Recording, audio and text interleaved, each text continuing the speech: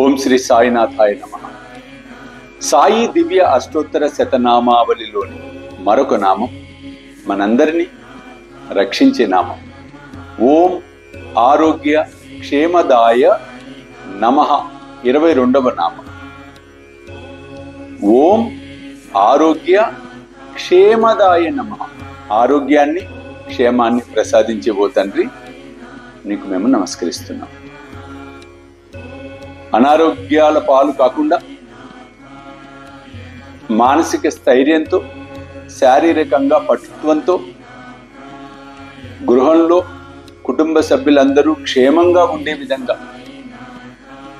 బాబాను మనం అభివృద్ధిస్తూ ఈ నామాన్ని మనం స్మరించటం అనేది జరుగుతుంది. ప్రతి నిత్యం ఒక 11 సార్లు ఈ నామాన్ని జపించండి.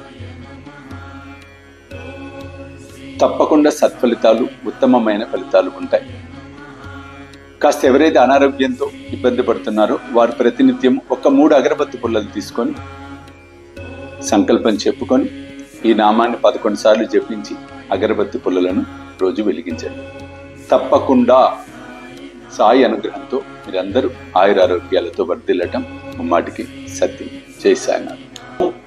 ఆరోగ్య క్షేమదాయ నమః 22వ నామం. ఓం ఆరోగ్య క్షేమదాయ నమః. ఆరోగ్యాన్ని, క్షేమాన్ని ప్రసాదించే ఓ తండ్రి, నీకు మేము నమస్కరిస్తున్నాం.